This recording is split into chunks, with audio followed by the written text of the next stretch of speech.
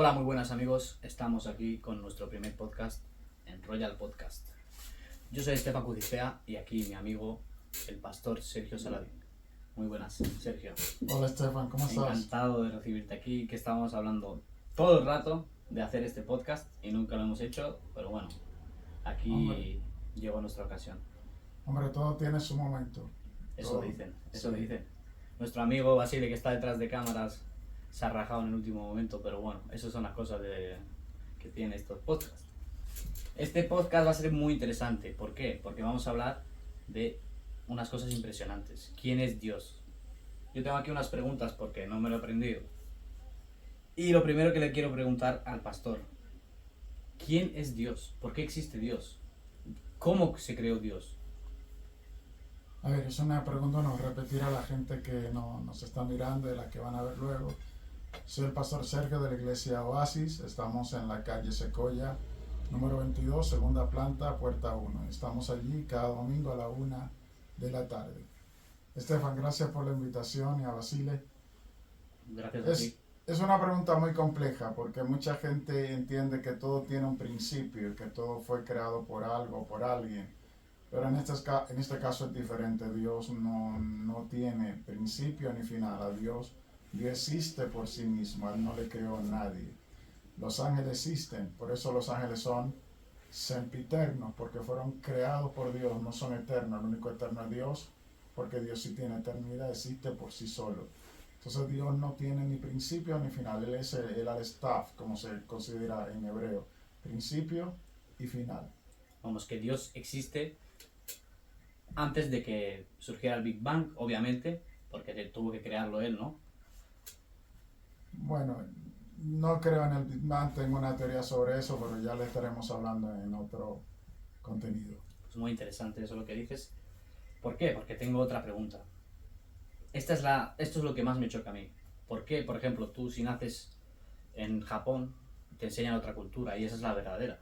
Si naces aquí, que hay varias culturas también, pero bueno, católicos, cristianos, eso es lo verdadero. Aquí eso es lo verdadero. ¿Por qué hay tantas religiones? Esa es la pregunta. ¿Por qué? No, es que no, mucha gente no lo entendemos. Mira, vamos a partir de una base en la creación del hombre. La Biblia dice que Dios creó al hombre a su imagen y semejanza. Pero el hombre fue creado para adorar y tiene una necesidad. Por eso el hombre busca siempre adorar, ya sea en China a su estilo, India a su estilo, en los musulmanes a su estilo, pero todo el ser humano, todo humano busca adorar en una manera u otra. Indirecta o indirectamente la gente siente ese vacío y busca dónde enfocarse para adorar y saciar esa necesidad que tiene interna de adorar a algo. Por eso nacen las religiones, por eso tenemos tantos dioses, pero solo hay uno. La Biblia establece que solo hay un Dios. De hecho, si analizamos la Biblia, fíjate que la Biblia no está hecha para demostrar la existencia de Dios, porque la Biblia lo da por sentado y se entiende que solo hay uno. Joder. ¿Explicas, macho? Así molaría ir, hay que ir a tu iglesia. ¿Nos puedes repetir la dirección de dónde está tu iglesia? Calle Secoya, número 22, segunda planta, puerta 1. Perfecto, tenéis que ir allí, nos vamos a ir todos algún día. Entonces, vamos a continuar porque veo que tienes bastante cultura. ¿Por qué la ciencia no es amiga de Dios? ¿Por qué la ciencia, según la gente, ciencia, religión, ciencia, Dios, no puede ser? ¿Por qué? Bueno, eso no es del todo correcto, porque la ciencia comprueba la existencia de Dios, la afirma. Como dijo alguien por ahí, poca ciencia te aleja de Dios, mucha ciencia te acerca a Dios. De hecho, tenemos muchos científicos que fueron cristianos. Louis Pasteur, Tesla fue cristiano, Marconi fue cristiano, Colin fue cristiano, fueron creyentes en Dios. Entonces la ciencia muestra, hay un testimonio por ahí que en la NASA estaban buscando un día perdido, porque ellos hicieron un retroceso atrás. Hay una máquina que sirve para ir hacia atrás, y en ese día ellos vieron que faltó uno, y dentro de ese grupo había un creyente, y los científicos estaban locos buscando la manera de cómo encontrar ese día que se había perdido, y él levantó la mano y dijo: yo tengo la respuesta. Y cuando fueron a buscar, dijo: ¿dónde está esa respuesta? Esa respuesta está en la Biblia. Oh. Los científicos se quedaron asombrados. ¿Cómo una pregunta de ciencia la puede responder la Biblia? Es que no son enemigas, la Biblia y la ciencia son aliadas. Muestran cómo Dios realmente existe y cómo Dios creó todo. Y cuando se fueron allí al libro de Job, encontraron que Job echó una maldición sobre su día, sobre el día de su nacimiento. Y Job pedía en esa oración a Dios que ese día fuera eliminado del calendario, que nadie pudiera contar o encontrar ese día. La ciencia con su máquina encontró que los días que faltaba un día. Cuando confirmaron, era exacto. Otra prueba científica también, resulta que hay un día que tiene más horas que otro. Y los científicos estaban preocupados porque no encontraban cuál era la causa de que había un día con más horas que todos los días. Y resulta que ese mismo muchacho creyente le mostró en la Biblia, en el libro de Josué, cómo en una batalla Josué iba perdiendo. Y Josué estaba preocupado porque si llegaba la noche ellos iban a perder la batalla. ¿Qué hizo Josué? Dio una orden. En nuestra escritura occidental la leemos un poquito mal porque la oración de él fue: ordenó a la luna que se detuviera, al sol. Resulta que el sol no tiene movimiento, sino la tierra tiene un movimiento de rotación. Pero Dios entendió la oración que él quería. Él quería que el día fuera más largo. Entonces Dios, ¿qué hizo? Detuvo el movimiento de traslación y rotación que tiene la tierra, para que ese día fuera más tarde, se pusiera el sol y él pudiera ganarle a sus enemigos la batalla. Entonces la ciencia nunca fue enemiga de Dios. La ciencia es aliada y te muestra, vamos a entender con claridad muchas cosas. Por ejemplo, tocaste el tema del Big Bang.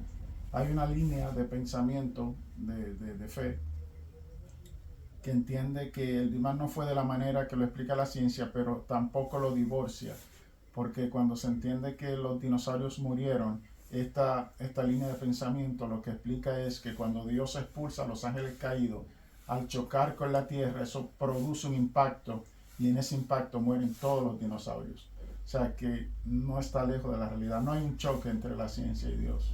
Muy interesante. Entonces lo que me está contando es que no es que la ciencia sea enemiga, sino que la gente no se informa y lo primero que asimila directamente desde pequeños: ciencia, fuera religión, fuera Dios. Entonces lo que hay que hacer es leer más, informarse más, y como dice el señor Saladín, si lees más, consumes más ciencia, te vas a dar cuenta de que está mucho más relacionado que divorciado. Muy, muy bonita su explicación. Sí, es que mira, Franklin Collins fue el padre del genoma humano y era creyente. Lo pueden buscar ahí, buscan la historia. Franklin Collins fue el padre del genoma humano y el tipo era creyente. Sus investigaciones lo llevaron a encontrar la fe. Cada vez que profundizó en la ciencia, encontraba a Dios en cada fragmento de su investigación. Pues es que, igual como hemos hablado un día antes fuera de cámara, por ejemplo, los ateos dicen que no creen en nada, pero usted me dijo algo totalmente diferente. Mira, yo no creo en el ateísmo per se. ¿Por qué? Hay gente que dice: yo no creo en Dios, pero no cruzan debajo de una escalera. Y eso es superstición, crees en algo. Claro. No puede ser tu ateo porque ya te cree algo. Se presionan cuando van a salir a la calle. Cierta ropa ellos entienden que le da buena o mala suerte. Lo que pasa con el ateísmo es que no quieren aceptar la existencia de Dios, porque si aceptan a Dios como tal, tienen que entender que la Biblia es un manual de vida y que Dios exige que el ser humano viva conforme a la palabra que está ahí. Entonces ese es el problema del ateo realmente. No es que quiera negar la existencia de Dios, porque prueba tenemos de que Dios existe, demasiadas.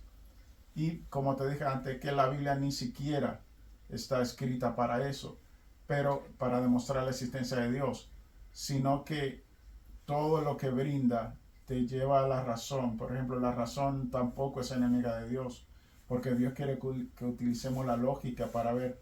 Mira, yo tengo una experiencia que leí que me encantó mucho. Este actor famoso de Rápido y Furioso que murió. Sí, Paul Walker. Paul Walker. Resulta que 2 días o 3 antes de él morir, él estaba esquiando, haciendo surf. Y cuando él terminó de eso, a la tarde llega a su casa, él cuelga en sus redes sociales que él no entendía cómo la gente decía que Dios no existe, si la misma naturaleza te dice que hay un Dios. Claro, Claro, eso es lo que yo digo cuando la gente dice, no existe Dios. Es que en mi cabeza no se percibe como, por ejemplo, supuestamente solo era tierra y unos cuantos humanos, ¿no? Ujú. Y de repente tenemos todo esto. ¿Cómo ha creado esa persona esto? Si no, es que no existía. Sí, Ahora es muy fácil crear cosas porque tienes muchas cosas, tienes sí. para coger, comprar, hacer los experimentos, muy fácil. Pero antes, ¿cómo? Pues que alguien le tuvo que dar esa iniciativa, ¿no? Sí. Es que Mira, es... esto es importante. Cuando tú comienzas a analizar la naturaleza, ¿quién le dijo a la mar que se detuviera en la orilla? Tú ves a la, por más fuerte que sea, a menos que sea un fenómeno de la naturaleza, un tsunami, tiene ahí. Las estrellas están suspendidas, el planeta en el que nosotros estamos está suspendido. ¿Quién lo sostiene? Claro, es que es... ¿Quién ordenó la noche? ¿Quién ordenó la mañana? Es que cuando analizas la naturaleza, esta es tan precisa, como dicen en el argot popular, es más precisa que un reloj Casio. Valga la payola. Casio, Hay que hay que pagar. facturar algo, ¿eh? Se te ha nombrado. Bueno, pues entonces, Jesús dice que nació el 25 de diciembre. Pero claro, tantas modificaciones, tantos nuevos calendarios. ¿Cómo sabemos que eso es realmente cierto?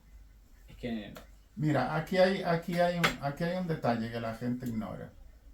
Lo primero, vamos a desmentir eso. Jesús no nació un 25 de diciembre. ¿Por qué llegamos a esa conclusión o por qué la gente entonces lo festeja un 25 de diciembre? Tenemos que hacer historia. En el siglo IV nos encontramos en la historia con un señor llamado Constantino, que su gobierno, pero esto es, como te dije en otra ocasión, esto es un criterio que no todo el mundo tiene que aceptarlo, pero es personal un poco. Pero es una realidad que está ahí también. Constantino ve que el imperio romano va en decadencia, está dividido en dos. Yo soy de los que no creo en la supuesta visión que tiene Constantino. Constantino ve en el cristianismo una religión emergente, pero también tiene los paganos de un lado. Y él sabe en su interior que haciendo una sola religión puede unir el imperio nuevamente y hacerlo más fuerte y consolidarlo. Entonces Constantino sale con la idea de que él tiene una visión y él se rinde al Dios cristiano. Entonces unifica a los paganos y unifica a los cristianos, valga la redundancia. Entonces, ¿qué sucede? Que dentro de la cultura pagana, en su religión, se celebraba el 25 de diciembre, se celebraba la fiesta de Tamuz, el hijo de Nimrod y Semiramis. ¿Qué hace Constantino? Constantino unifica esa fiesta pagana con el nacimiento de Jesús para tener a los dos pueblos contentos y hace un solo cumpleaños. Cuando realmente Jesús se entiende por ahí, no es muy preciso, que Jesús nació a finales de septiembre, principios de octubre. Pero Constantino supo ingeniársela para lo que él estaba haciendo, que realmente, como hemos estudiado y visto a través de la historia, para hacer honor a la verdad, Constantino se convirtió en el primer papa, porque él era el que mandaba en esa nueva religión que nació en el siglo IV. usted, aquí no hay ningún guión ni nada, ¿eh? Este hombre, aparte de pastor, me está demostrando que también es un filántropo. Sergio, usted no solo estudia la Biblia, no la lee, también la estudia. Eso quería decir. El problema de la gente es que lee la Biblia y no la estudia. Él es un libro para estudiarlo, para dedicarle tiempo. Aparte de eso, el cristianismo de unos años atrás cometió el error de que solo estudiaban Biblia. Por eso hay muchos errores, muchas malas interpretaciones. Para tú entender la Biblia tienes que acudir a otros libros. Porque la Biblia contiene historia, pero no es un libro de historia. La Biblia es un documento hebreo y tú tienes que conocer la cultura hebrea, el contexto histórico de esa cultura, en qué momento sucedió cada cosa, cuáles eran los gobernantes de la época, el pensamiento de la época, para poder tener una esencia correcta y una interpretación y hacer buena teología. La gente que lee la Biblia por encima nunca la va a entender. Claro, también yo me he dado cuenta, también Basile, bueno, cuando hemos leído la Biblia, ¿no? De vez en cuando, es que claro, también es un poco complicado. Si no buscas fuera de ella, no entiendes, porque leer es muy fácil. Yo me he leído la Biblia, me he leído varias veces, diferentes, pero nunca la he llegado a entender 100%. ¿Por qué? Porque en ese momento no he acudido a otro libro. Es muy interesante lo que ha dicho él, que para entenderla de verdad hay que acudir a otros libros. Entonces, Sí. Por ejemplo, cuando alguien lee la Biblia que se encuentra con la palabra ley, la gente le choca porque nadie quiere estar sujeto a leyes religiosas y a imposición, a dictadura. Nadie quiere eso. Yo tampoco quiero eso. Pero cuando tú lees que esa palabra se traduce como instrucción en su concepto original, y tú ves que lo que Dios te da son consejos, son instrucciones, que Dios no es dictador, que Él simplemente quiere lo mejor para tu vida. Entonces tú comienzas a ver a Dios en otra forma. Mira, Jesús trajo algo maravilloso, maravilloso. Porque antes la gente tenía el concepto de un Dios distante. Y Jesús quitó ese Dios de allá arribota y lo puso dentro del corazón de nosotros. En cierta ocasión, los discípulos le dicen a Jesús, enséñanos a orar como los discípulos de Juan oran, como otros discípulos oran. Y hay algo especial que Jesús hace cuando inicia la oración en Mateo 6:9, y es que Él dice, Padre nuestro que estás en los cielos. Ya no es un Dios distante, no, ahora le está llamando Padre, y le está enseñando a los discípulos que somos hijos de Dios. Ya no somos una creación per se, no. Pasamos de creación a hijos, ahora somos adoptados, ahora ya no es el Dios distante, ahora es el Dios que es nuestro Padre y que mora en nuestros corazones. O sea, cuando comienzas a leer la Biblia te das cuenta de que la Biblia, el Evangelio no es una religión, el Evangelio no es algo, el Evangelio es alguien, y ese alguien es Jesús, con el cual tú puedes tener una relación personal. Madre mía, eso a ver si a algunos les llega, porque claro, es que yo tengo muchos amigos, bueno, unos cuantos, tampoco muchos, que dicen, yo le digo, oye, ¿tú por qué no crees en Dios? Y me dice, por ejemplo, porque, bueno, me lo han exigido desde pequeño por obligación. Me he leído un par de páginas de la Biblia y no entiendo nada. Y claro, es que claro que no entiende, porque tiene que buscar verdaderamente con fe, ¿no? Supongo. Si tú empiezas a leer genéricamente lo que te dicen, no es solo eso, tiene que ir de ti mismo, ¿no? De dentro. Sí, mira una cosa, la vida no se puede vivir por imposición, la vida se vive por convicción. Yo estoy convencido de Dios y yo vivo para Él, pero si tú no estás convencido no puedes vivir para Él. Entonces a la juventud se le hizo un daño porque se le impuso cosas, a la gente se le deja decidir. Nosotros tenemos el poder de elección y la decisión de tomar todas las decisiones que nosotros queramos, y Dios siempre lo va a respetar. Me gusta un punto de Salomón, hablándole a los jóvenes. Salomón dice, joven, gózate en tu juventud, toma placer de tu vida. Haz lo que quieras, en pocas palabras. Ahora bien, recuerda que sobre todas las cosas te juzgará Dios. Sí, Dios te da la oportunidad. Tú puedes hacer esto, no es algo para tú sentirte obligado. El Evangelio es un estilo de vida, es una forma de vivir que tú abrazas. Entonces tenemos muchas religiones, eso confunde a la gente, en muchas malas interpretaciones. La ciencia es mala, la ciencia no es mala, la psicología no es mala. Yo recuerdo cuando pequeño yo quería estudiar psicología, nunca me dejaron en la iglesia porque decían que la psicología era del diablo. Yo la estudié empíricamente y me di cuenta que no, y estudiando la Biblia, aunque no es un libro per se de psicología, pero la Biblia contiene mucha psicología, porque la Biblia se centra en la conducta humana. Si tú lees las cartas en el Nuevo Testamento, todas las cartas están enfocadas a la conducta humana. Entonces cuando tú ves eso, tú dices, pero la psicología no es mala entonces, porque la psicología estudia la conducta.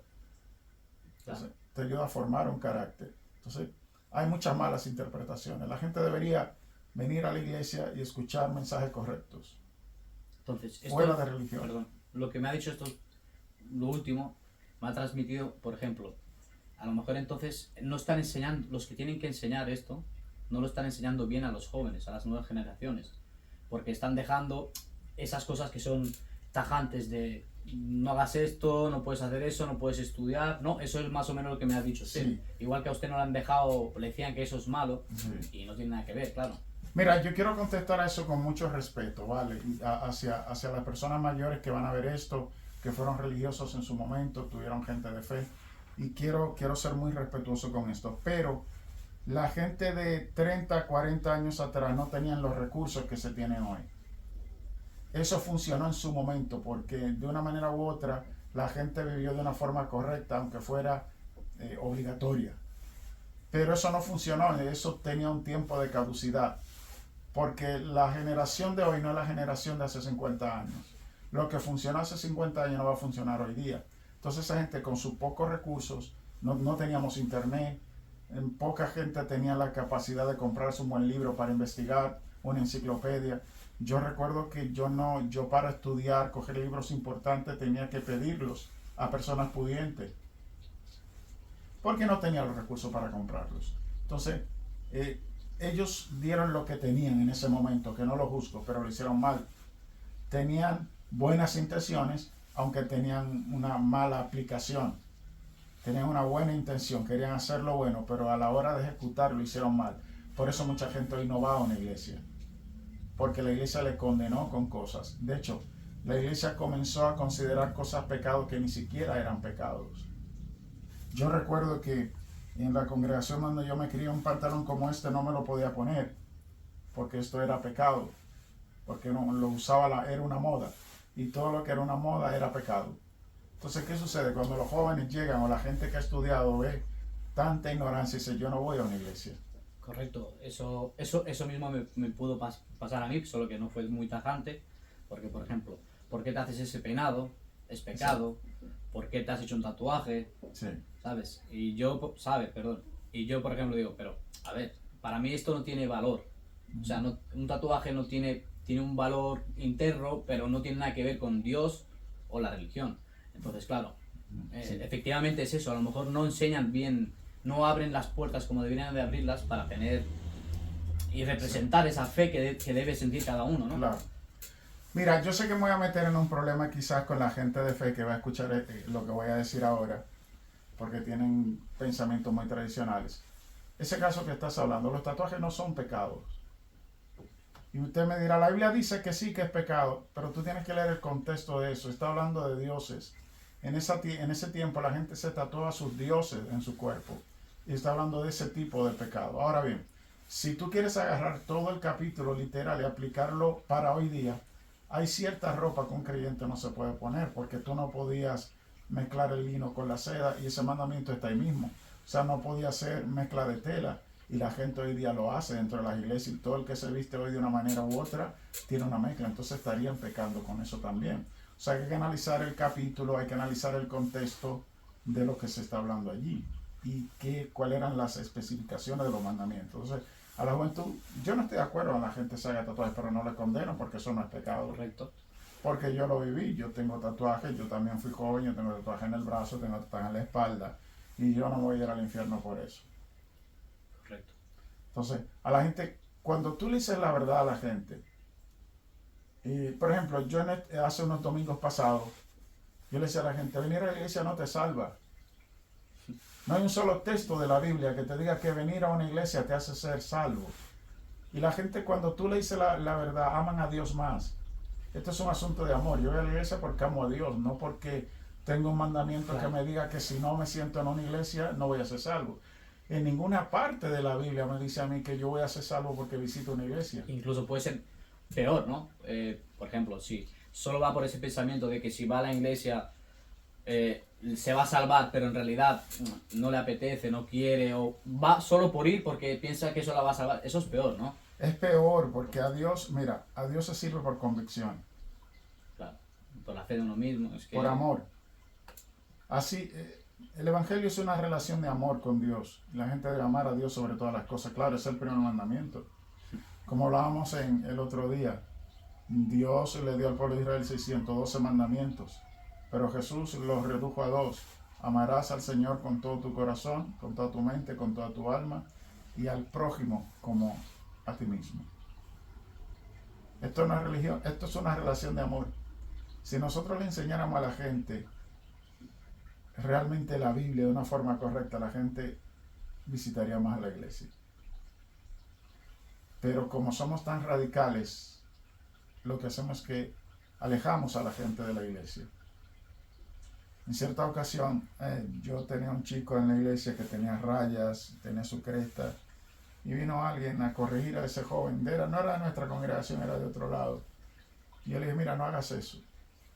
Pues primero el pastor aquí soy yo, eso no lo hagas. Porque yo prefiero que estén dentro de una iglesia con un pendiente y con una raya en la cabeza, una línea, una raya en la cabeza, a que estén fuera en un parque fumándose un porro.